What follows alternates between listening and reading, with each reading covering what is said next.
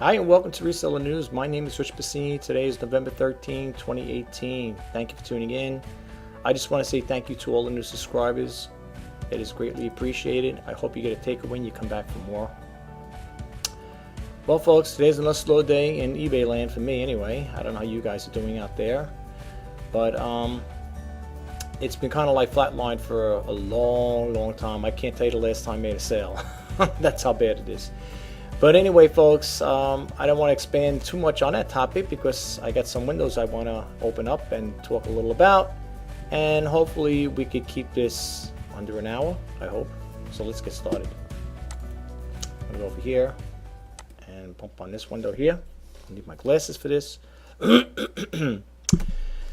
For those who are new, I do not read all the websites that I have open, all the windows open. I do not read them verbatim. I will expand a little on each topic and then move on to the next one. As you can see, I got a few windows open up here, and I just want to talk a little about each one, and I'd like to end this video.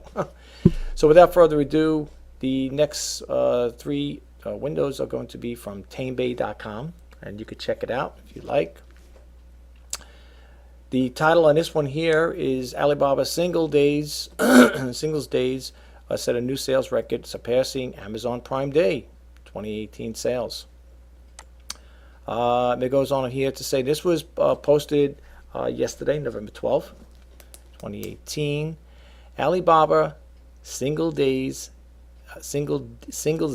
sets new sales record that surpasses Amazon Prime Day 2018 sales. The retailer saw a record of 4.66 billion sales in 10 minutes into the Singles Day, outdoing Amazon sales of 5.2 billion during its 36-hour Prime Day 2018. Overall, the Singles Day collects $30.8 billion. Right, that's up by 27% on your year, whatever. No, I'm like year on year, YOY. I'm just joking around here. Rate in the comparison to the last sale event, yet marking the slowest sales growth increase of the event. Then it goes on to say here, Alibaba's Vice President Jed Jing said that the group's development of its logistics technology has contributed to the success of the sales day. It helped handle more than 1 billion shipments during the Singles Day 2018. If you would like to read more of this here, folks, you can go to the tamebay.com website and you could read more about this here. And if you'd like to leave a comment, they always have a little section over here. It says "Have your say," so you could always check that out. I did it once before. I did have my say in when they were talking about adding videos to your listings. It was TameBay that did it, and I did express my concerns on it and how I felt in my personal take, how it didn't really help out for me. And I did get some response for some people in regards to that, but they will, they will respond to you if you do leave a comment. Excuse me. Okay, let's move right along. Let's back out of here. This one here, the eBay managed payments experience as a buyer explained. Let's see what we got here. This was posted November 12th, 2018.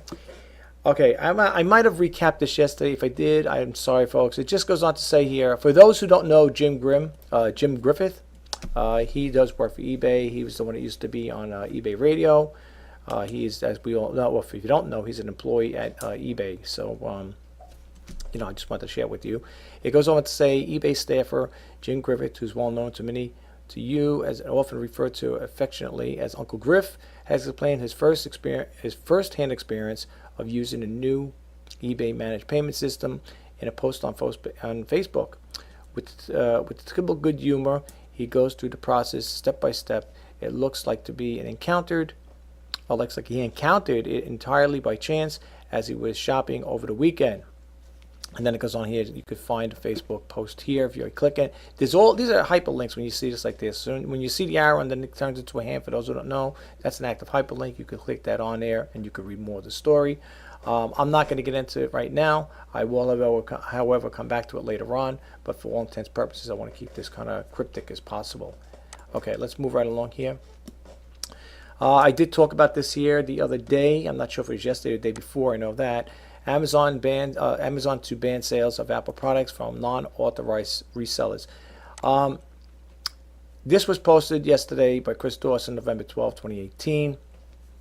It goes on to say here, Amazon are going to ban merchants from selling Apple products on their marketplace from the 4th of January next year. Apple and Beats products will be the only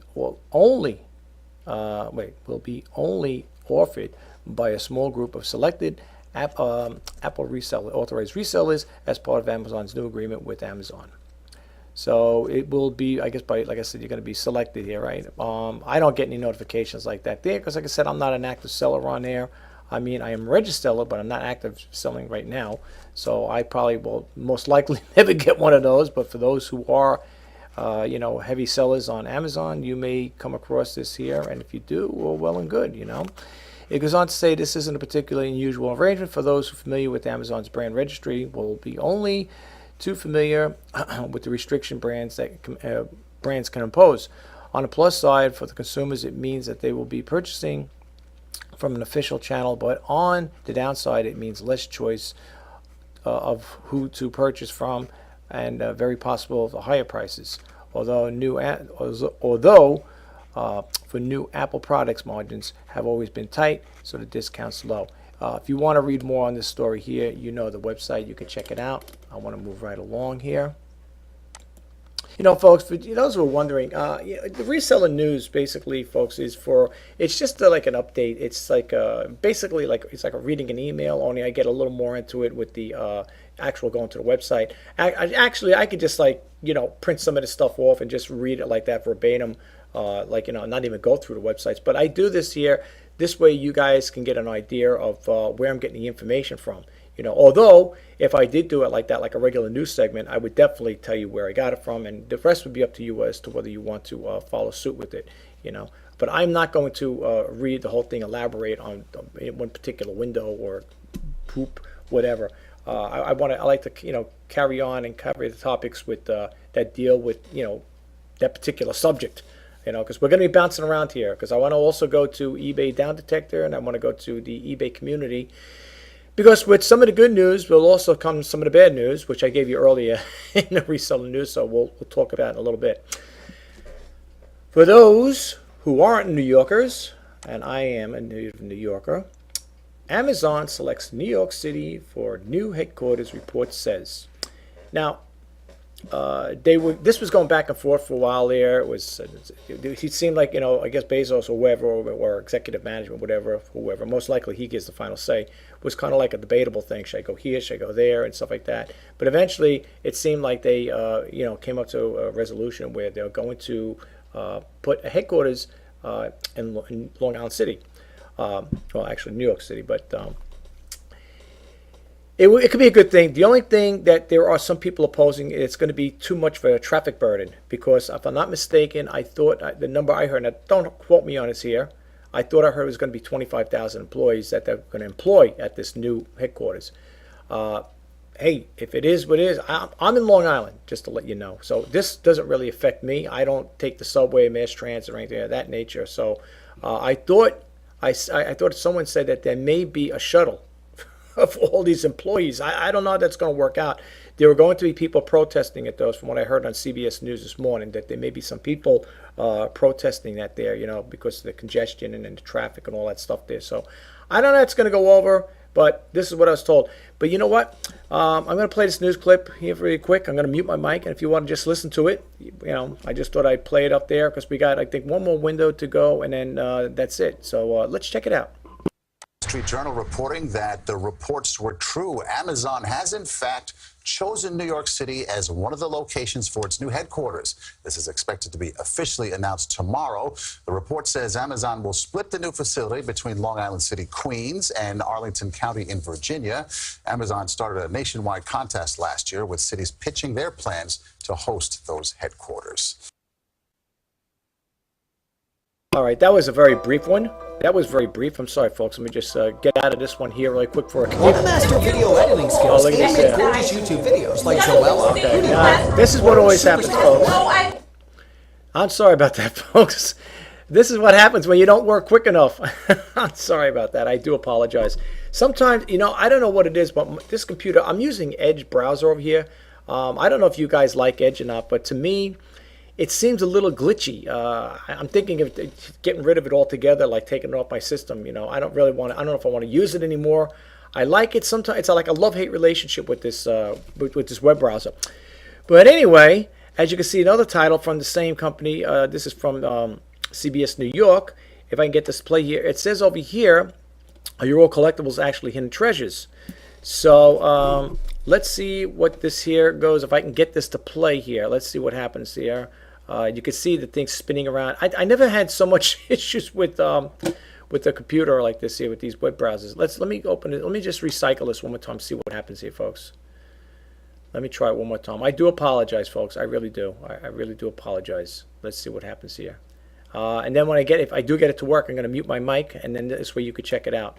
I think it is going to work. So I'm going to mute my mic. Let's see, not just yet. I can see already what the things they're talking about as far as old collectibles.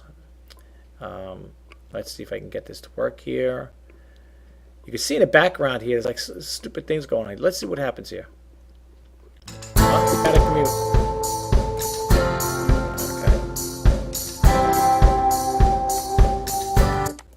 Okay, here we go. Dick Brennan has what you need to look for to see if you have hidden treasures.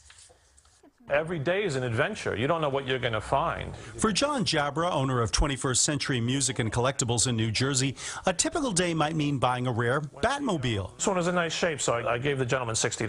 Snagging a first edition Hess truck. This is worth $700. Or making an offer on a lifetime collection of record albums. 6,000 records. That's 3,500 pounds.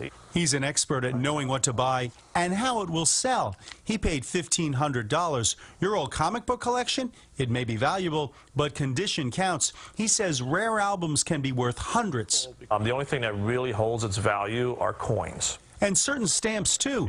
Baseball cards are still in demand, and some toys and games from your childhood. But not all. We followed as Jabra checked out a doll collection stored in an attic. Well, the first thing I look at is that the dolls are all loose. The second thing I look at is the age. He says not every discovery yields big bucks. But right now, they don't have much value. Other favorites collecting dust in your attic should probably stay there too. Beanie Babies, Cabbage Patch Dolls, and Hummels have all lost value, and bigger items too. Nobody buys antique furniture anymore. So what else can you cash in on? A lot when you look around this antique mall in Paramus, where they buy, sell, and appraise your treasures. One seller had an impressive collection of Redline Hot Wheels that brought hundreds, but he got less than he hoped from his father's Zorro collection. I guess my father was looking up above and saying, you know what, sell it. Another seller tearfully parted with her grandfather's trucks stored in her garage. What was that? But felt better when she learned they were worth almost $800. And this man, preparing to move, saw his signed baseballs and other collectibles Accumulation through the years, kept in boxes, some of it displayed, turn to cash. that I collected for my kids that don't want it now. Experts advise do your research before you sell. And if you're looking for places to sell your items, we have links on cbsnewyork.com. Well, there you go, folks. I got to say one thing. Let me just mute this thing here before it starts playing here. I understand what that gentleman was saying, the guy who runs that store, whatever, saying that certain things ain't valuable and certain things, are whatever. It all depends on who's out there and what you have to offer. Maybe to some people it may not be, a hidden treasure, but there are things out there that people may pay a price for it. I'm just going to give you, for instance, here. Let me just back out of here really quick, and then we're going to go back into the screen again. We'll get out of this one here, but I want to just check out this. I want to see one thing here. You see, it's got links down here. Let's see the story. I'm just scrolling down here, folks, to see. All right, I'm going to leave that one open right now, but we're going to go back to Down Detective. But I just want to share a really quick story, and then I'll go back again there. So bear with me with that. I want to share a story with you guys really quick here. My brother also sells on eBay as well. And he went. I like this story because it's true because my brother. He's not going to make a story up. He goes yard sailing. He goes garage sailing, yard sales, whatever. He goes to those there, and The story he told me one time, and we talk frequently, very close, and he was telling me a story one time that he picked up. I don't know if he has a picture on his computer, but it's a plastic car about yay big, about this big. I don't know, maybe 8 inches, 10 inches by maybe 3.5, 4 inches wide, whatever. It's a car. He picked it up at the yard sale. I don't know what made him pick it up. He just wanted to pick it up for some reason. I don't know. I don't even know the make of the car. And I think he paid 50 cents for it. And he put it up on eBay. And that little car that he paid, I think it was 50 cents he said he paid for it. Somebody, I don't know what country it was or whatever. I don't know if it was in Sweden or whatever it was. One of those places. It was an international thing. Wanted that car bad. And what that car was, believe it or not, that was a promo car that was given out to dealerships. And this guy, I think it was like another country, whatever, an international buyer. He wanted this car for his collection. Apparently he collected them. Okay. So my brother, I don't know what he listed for. My brother, like sometimes start back then when he got that thing. I think he started off at 99 cents, whatever it was, something ridiculous. He put it out because you have to give some value on. He didn't know what to give. It was a little plastic car. He showed it to me. I remember seeing it, and to me, I said, and even showed my dad. God rest his soul. My father's like, what's so special about this car? My brother goes, nah. He goes, after he told him, he goes, this car that I think he paid 50 cents for it, sold for I think either $250 or $300 for it. So it was I know it's definitely in that ballpark. It was either $250 or $300 he sold that car for. Okay, what I'm trying to say is sometimes that might be something meaningless to you or whatever, or somebody like you might say, you pick it. Like he didn't even know anything about cars. He didn't know anything about that car. He did for some reason he picked it up. I don't know what kind of car. If I remember it was all white. I don't know what make or model it was, but it was something that was given out to the dealers back in that day, whatever year. I don't know what year it was, for 69, 68, whatever it was. But this guy was a collector of these cars, and he wanted that car to add to his collection, okay? So what I'm trying to say, long story short, is sometimes you may think you have something that might not be of value, but to somebody else it is. It's like they got to have that particular thing. What you and I take for granted, and to me, I'll be honest with you, I didn't insult my brother, but I said, I'll be honest with you, this thing looks like a piece. When he told me a price, I said, somebody would pay for it. I said, to me, it looks like a piece of, garbage, junk. Like, it wasn't broken or anything. It was clean condition, but there was nothing spectacular. It wasn't metal. It was all plastic, had, plastic little wheels on it and stuff like that. It didn't look like anything. It looks like something you would give a preschooler to play with, a little kid to play with, to roll it back and forth on the ground. That's what it looked like. There was nothing spectacular about it, but yet that particular buyer had to have that. So I understand what that person's saying in that news clip we just seen in regards to an item that might be, some things may be valuable. Some you may have that one particular thing, that one particular item that he's saying may not be of value to some people, might be to somebody else. Just like they say, somebody else's junk is somebody else's treasure, right? You heard that expression. So it's true. There's been a story like that. I can't remember offhand where I heard it, but there was somebody, a lady, whatever. I don't know if it was on Antique Roadshow or one. It was definitely, I think it was in a news thing there. She bought a painting at a yard sale, and it turned out to be not. It wasn't. I don't think it was a Rembrandt, whatever. But it was something that value. The thing turned out to be was worth millions of dollars. So sometimes people at yard sales, they're putting things up there at a yard sale and tagging it, whatever, how much, I don't know how much the lady paid. I think it was a lady who bought it, how much she paid for it, I forgot. But the thing turned out to be worth millions of dollars. So, sometimes, just like we don't know the value of things, like we get things handed down from our grandparents or a relative or late uncle or whatever, aunt. We get things, we don't know what the value is. We could assume, all right, if you're getting a Tiffany lamp that was handed down to you, and it's a genuine Tiffany lamp, most likely it's going to have a value to it. Now, I'm not going to say it's going to bring in millions of dollars, but it all depends. It could bring hundreds of thousands of dollars, or thousands of dollars, depending what kind of Tiffany piece it is, right? If you ever watched the Antique Roadshow, I will never forget this one. I just wanted to share this with you guys. I was watching. I think it was a lady that brought in jade ornaments, whatever, things that were made of jade, but from the, I don't know what dynasty, I don't know, something from Japan, or something was it China or Japan, whatever it was. All I remember it distinctly. If I could find that clip, I will put it up here on the Reseller News. I'll let you guys hear it. This guy was rattling numbers off like you won't believe. If I can find that clip after I do the Reseller News, I'll see if I can find it. I'll put it up there.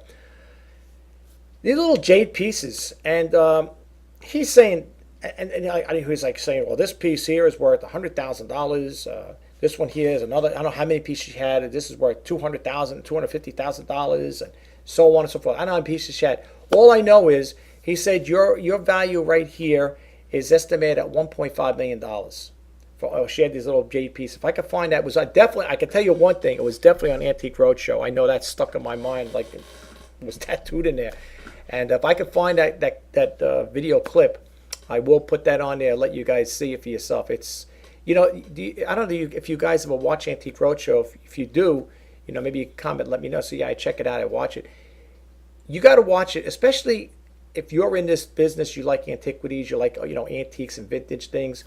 You got to watch the show and watch what people bring in. Now, here's another story I want to share with you really quick too. I hadn't watched it that particular night, and it was a while back. I bumped into a friend. I made friends at the thrift store. We all, because we're all there for the same thing, thrifting, right? And we were talking about my friend was telling me about a story about this lamp, and he remembers seeing that same exact lamp, not that one from Antique Roadshow, but we go to the same thrift store, and he was telling me prior to the story, he said, I seen that lamp. It was sitting on a shelf, the same one that was on Antique Roadshow. He goes, I picked it up. He goes, I go, well, what did you think of it? He goes, it's something I wouldn't want to put in my house. He thought it was kind of ugly or whatever. It wasn't appealing to him. So he goes, he's telling me a story. So he goes, when I watched the Antique Roadshow, it was worth, I don't know how many thousands of dollars, whatever it was. He goes, it was up in the thousands of dollars range. I don't know. That's what he said. But he claimed he's seen that same. Now, I don't remember seeing it. Okay, I was there. I probably wasn't there when he was there, but all I know is the story he's telling me. He was there that day. A lady picked it up. So a lady picks it up, and you never know who's walking around in thrift stores. Now, either the guy watched Antique Roadshow, or he's an appraiser. I heard sometimes you got appraisers that walk around there because they're looking for certain things too. So you never know who's there as an authenticated or an appraiser that's there to maybe pick something up to sell it in their shop or whatever, or maybe at one of those auction houses. You never know, But anyway, so the story goes, the lady picks it up, and there was a guy that was following her around, and he said to her, he finally approached and said, he goes, would you be willing to sell this here? He goes, I'd like to buy it off you. And she goes, no, I'm not going to sell it. And he turned around and said, well, I just want to say congratulations. He didn't tell her, from the story I heard from my friend, he didn't tell her, oh, this is worth thousands and thousands of dollars. He just turned around to say, oh, I just want to say congratulations. You got yourself a good find there. So, you never know what you're going to come across, okay? I went to one of my, I was with my sister, I think, at the time. I went to St. Bridget's Attic over here in Westbury. They have a little thrift store, very small little thrift store. And they had a piece there, a painting. I don't know if it was authenticated or not, but it was for $75. It was that guy there, I can't think of his name. Andy Warhol, I think it was an Andy Warhol thing. It looked like it was like he drew it with pencil. And I looked at it, it was up on the shelf up there, and they wanted $75 for it. And my sister goes, you think you should get it? I goes, I don't know. I mean, I know of Andy Warhol. I just don't know how valuable his stuff is. But they wanted it. They listed it for $75, which was a good price. I mean, considering if it was, and it was signed. Now, if that was his definite signature, you would have to have it authenticated, folks. If you buy stuff like that, you'd have to have it authenticated, because you can't, first of all, you can't put stuff like that up on eBay or even go to an auction house unless it's been authenticated. You know what I'm saying? You can't sit there and say, I can't buy something. Well, this is definitely signed by Andy Warhol. It's got to be authenticated. But I let that pass. You know, my sister says, "You sure you don't want to get it? It's only $75." I said, "Nah, I don't know." So suppose it's just like a, you know, a duplicate. What do they call it there? A laminate or duplicate one, like somebody made a, you know, made a copy of it. So, you know, but they was asking $75 for it. But, you know, it might have been worth money. I let it slip by. You know, so that's what I'm trying to say. When you go to these thrift stores, you never know what you're gonna get. You know, it's like, what's that there? Like, what do you call it there? What's that guy's name there? The guy says life is like a bunch of, that guy, oh, I can't think of his name, it's at the tip of my tongue. He goes, life is like a box of chocolate, you never know what you're going to get out of it. I can't think of it, the movie offhand. I forget. But anyway, I think you know you know what I'm talking about, where I'm getting across. But anyway, those are pretty cool stories, actually. But if I do find that clip about the lady with the that sells the jade, I'm going to see how busy I am first too. It's going on. It's 1 o'clock over here. I'm on the East Coast of New York, so I would like to get some lunch. I've been on this thing since 6 o'clock this morning. But anyway, yeah, if I find it, I will put it up. But if I don't, maybe at a later time. Let me go back out of here again. Let me go back into that window. I just want to finish up on these couple things here. Let's go back to this one. For those who know me or have been on the Reseller News for a while or been following me, I like to go to downdetected.com, and it's right over here. And this is the whole URL. It's downdetected.com. When you go there, you will get a whole array of companies. Just look for the eBay icon, click it on, and it'll bring you to this window. When you get here, you will see eBay's problem in the last 24 hours. The most reported problems was the website was having it was 66% on the website. Login issues were 25%. Checkout was 7%. They also have resolved issues here that from August, September, and October. They're all active hyperlinks. You could click them on and you could read them. Don't let those dates distract you thinking, oh, okay, it's old news. You got to go down to the comment section, which we're going to do now. And you could see here there's 4,557 comments. And if you do want to join in on the comments, you need to sign in. Okay, so you can see my name is here, Richard. And it says over here, eBay comments, tips, frustration, share them with other site visitors. Now, I think I talked once before about throttling. E-commerce did a site on, did a little segment on that there about the throttling. It goes on to say here, throttle me, baby. Give me the top placement, tons of watches and no conversions. And then the guys curse. I'm not going to curse or use any words here that are not appropriate for my channel. So please don't expect that from me. That's one of them there. I would like to. Excuse me.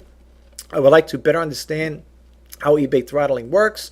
I assume the only way they can control the conversion would be to hide the listing or move it lower. But it seems to me that they have other less obvious ways of manipulating conversions, since some of my highly ranked items can also go stale. Join the club with that one, boy.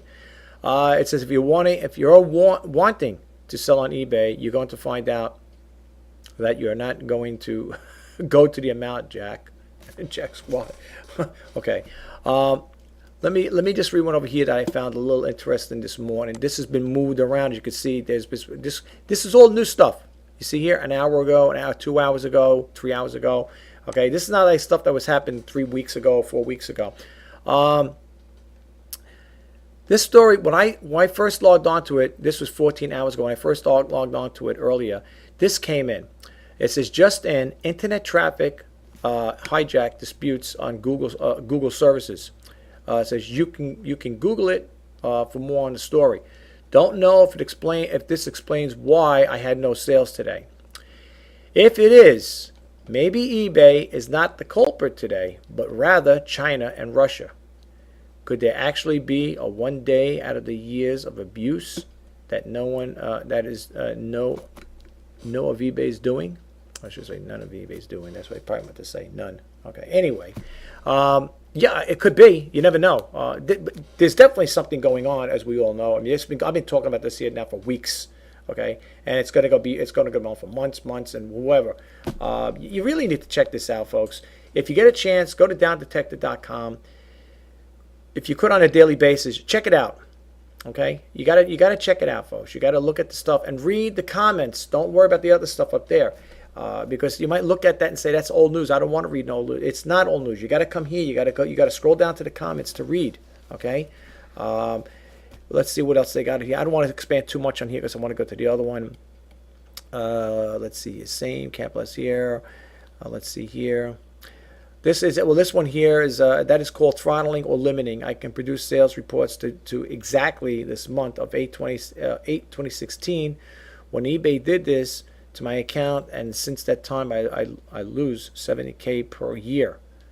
I responded, doubling my inventory results exactly the same amount and a number of sales. I pay for a service and I am not receiving that service. Well, that's why when people say you got to list, you got to go out and source and list and list. Listen, folks, you can list until the cows come home. eBay is going to get paid. One way or another, they're getting paid. So if you're listing, you're buying 100 items, 200 items, and you're listing them, if none of those items sell at the end of the month, or I should say, at the end of the month, you just jack the bill up, and you're going to pay eBay. There's no doubt about it, unless you don't, or you fight it or somehow, and they kick you off as spend. But they're going to get their money one way or the other. Okay, this, folks, you got to understand something, is a win-win situation for eBay, plain and simple. Okay, so it's a no-win for them, but it's a loss for us. Okay, that's why I don't do any listing. I really haven't been listing and stuff. I am relisting old inventory I have because I can't get rid of it. I had it for over a year. I can't shake this stuff out. I can't get rid of it quick enough. Some stuff I had to donate to my church because it wasn't moving. What was I going to do? I was jacking bills up, thinking, oh, I'll relist it again, and nothing's happening. Nothing's happening. But anyway, the site you want to go to, folks, and I highly recommend, check it out on a daily basis. Read what other people experience. And you know what? You got to be a voice. You know, if you see things like this happen, if you're experiencing things like this, call up eBay, complain to them, say, hey, what's going on over there? I mean, we're dying over here. Sellers are dying. We're paying for a service and we're not getting anything in return. The bottom line, we're not making any money. Who's making money? I don't know. To be honest with you guys, I don't know how much longer I'm going to be able to hang in there because it's getting bad. I mean, it's been bad, but it's getting even worse. Okay, so I really, if there comes a time and place where you don't see me doing too much of this, I mean, I'm going to keep my YouTube channel. I'm going to still do my YouTube videos, but if you come to a situation where you haven't seen me do videos in a long time, it's probably because I went back to a 9-to-5 job, and time is going to be the time is of the essence. So I don't know how much time I'm going to be able to devote to this, but it's getting to a point where I'm going to have to do what I got to do. I need to survive. We all do.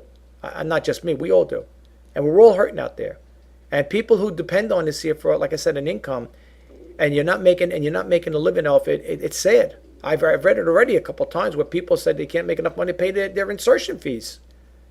Another person, I don't know if I can have enough to buy food. I mean, that's sad, sad and scary. Believe me. Well, let's go over here now to the last one. eBay sales down 50%. As you can see here, whenever you see the little number 1 here next to notifications, I'm going to click it on. Okay, because this goes back to July 24, 2018. I'm going to click it on because that means somebody else responded. And the reason why I get these responses like this because I opted in that anytime there's a new notification, somebody posts something new, I get a notification. Okay, here we go. Look for yourself, folks. 11/13, right here. See it? It's a new post. Today is 11/13. Let's go click it on and see what they have to say. More bad news, no doubt. No doubt there's more bad news. Okay, when you go to a new one, it'll bring you right down to the bottom. Okay, so here's 11/12, here's 11/13. Let's see what this person says. It goes on to say eBay become very insecure comparison. The Amazon. Okay, now sometimes if I read a little off here, it's because it's the way the person written. I love eBay before. However, under the new management the past 3 years, everything's starting to go down. Not to mention irresponsible and misleading policies from eBay and so many thieves and liars roaming all over. This made eBay more and more for resellers a place very insecure, and sellers more and more going to Amazon. Sad, however, eBay management did nothing as of today. to try to be more honest with sellers and stops all the crime to invade eBay. Well, listen, I've been saying that for a while. Let me bump out of here, folks. I've been saying that for a while, that this is going to happen here. You're going to have more people going to other platforms because, like I said, what are we doing here? What are we on? We're on this platform. I mean, what are we doing? We're just giving money away. We're just going onto eBay to say, hey, is this a conversational piece? I sell on eBay. Are you making any sales? What's the point? That's why I said, even with the little store I have, that starter store I have for $4.95 a month, you get 100 free listings. I only have 30 listings on here. I don't know if I want to put. I had at one time almost 400 listings, 378, 380. I was creeping up to 400. I wanted to keep it at even 400, but I said I'm not doing that anymore. I stopped sourcing. I can't tell you the last time I bought an item from the thrift store. I can't tell you that. I don't recall. That's how long it's been. I have relatives, friends and relatives. My sister, my brother would ask me, have you been at the thrift store lately? I said, no. I can't afford to go there because I'm not making no sales. I'm not going to go to a thrift store and buy stuff and put it up on eBay, even if I'm getting 100 free listings and not making any money off it. What is the sense? I'm going to utilize the 100 listings because it's given for me. And here's a funny thing. They sent me a thing. It's probably over by now, I think today. Free for 500 listings, 500 free listings. You think I'm going to list 500 listings? Right. And then they're for free. See, eBay's got it all figured out to science. They're for free. So you get enticed, say, hey, 500 free listings. You list, you rummage around, you go to thrift store. Oh, I'm going to go out. I'm going to list 500 items. And if none of those items say, maybe people say, well, you never know, they may and they may not. You got a nice little hefty bill at the end of the month, I would think, if you did it again and again. You know what I'm saying? So, I mean, like I said again, folks, it's a no-win situation, okay, for the sellers. I mean, eBay, it's a win-win. For us, it's a no-win, okay? What's that old saying? I can't win for lose, whatever. It's true. Why would I want to go out and source more items, put them up on a platform that's like Deadsville, USA, and try and hope and sell? Look at this. What is this? This is the second. What is the second month? Second month. The second week of the month here. People say, well, still got a couple more days before the week. I'll bet dollar for dollar I don't make any sales this month. Last month I don't remember making any sales. I bet you dollar for dollar I will not make any sales this month. Okay? And people hoping, maybe the Christmas season. Folks, I don't know what it is with eBay, but there's something drastically wrong. We all know that. We already said that. Look, and that's why I bring it to your attention. That's why when I do the Reseller News, I bring it to your attention. That's why I go to eBay Community and I go to Down Detector. Because it's not me. I'm not making this stuff up. And if people say, well, how do you know if that Down Detector is a good, viable site?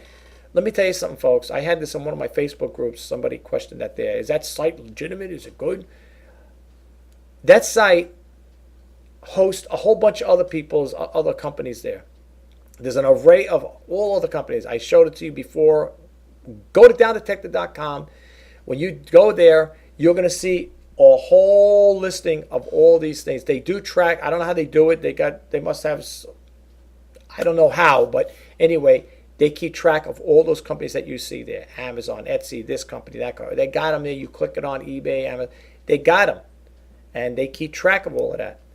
All right. So I don't know. I found out through Down Detector through I think another reseller was talking about it. That's how I picked up on it. I said, hey, let me go check it out. Let me see what it's all about.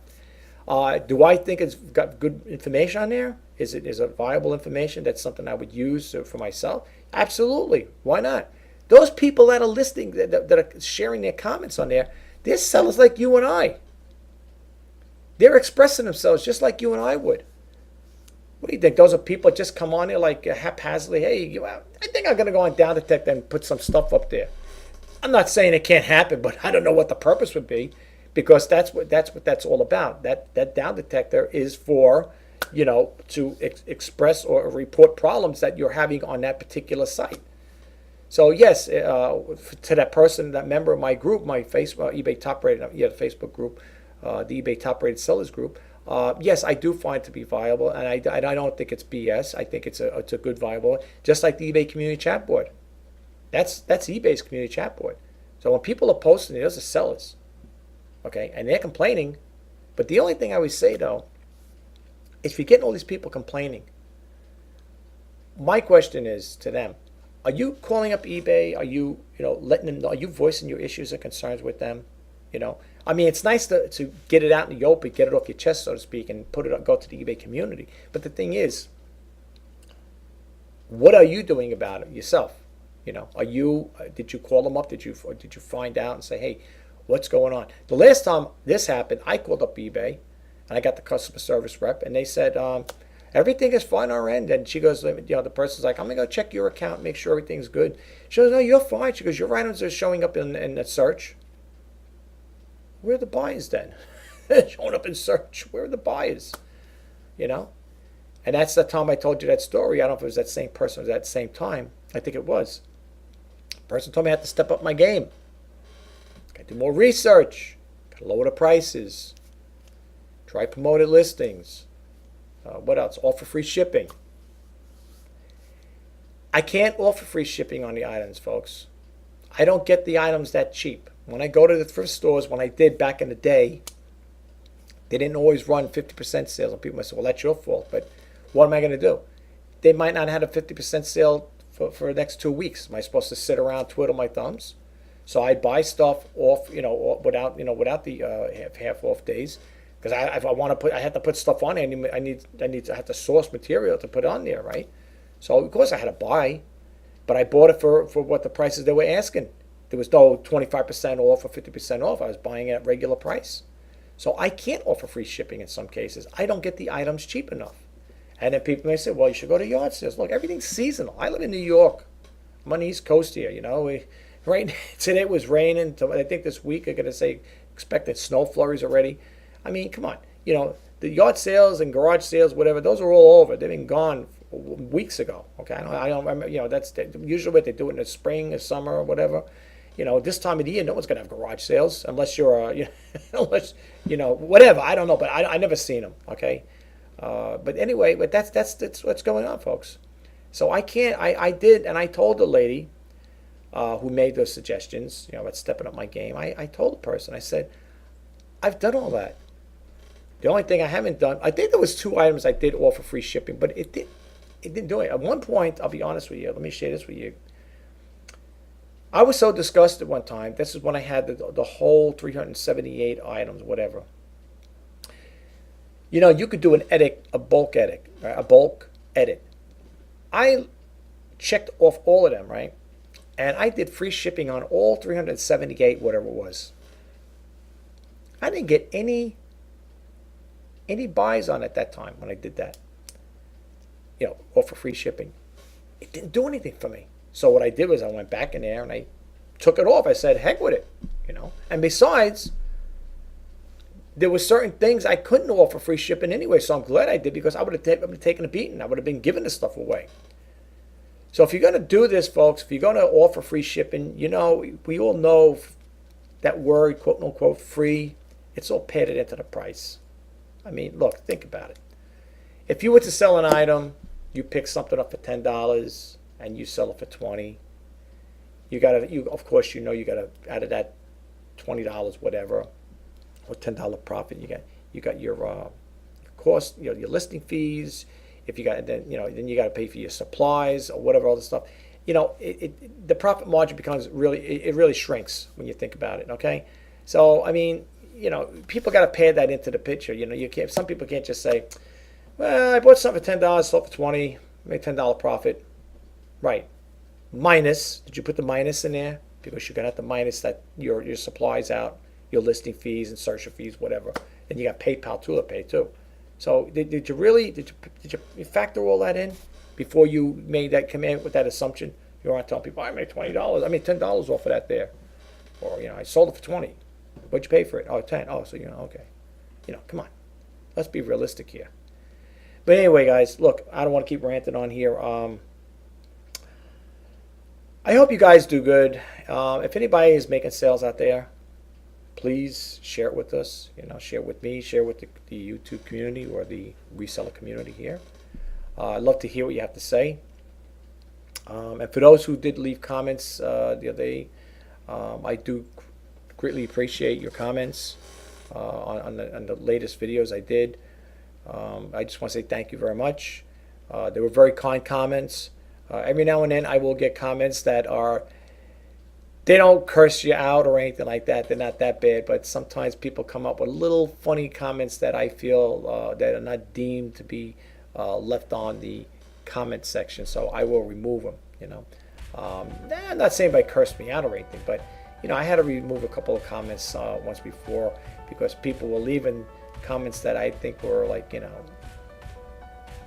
they were addressed to me, but I didn't like the way they were addressed to me, so I just kind of removed them. Nobody cursed me out or make fun of me. It's just the way they came off with their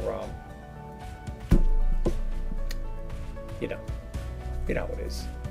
People say things. Sometimes people think before they speak. But I do respond to comments as long as they're nice. Anyway, folks, it's that time. My name is Rich Pasini. You're watching Reseller News. Today is November 13, 2018. Until next time, bye-bye now.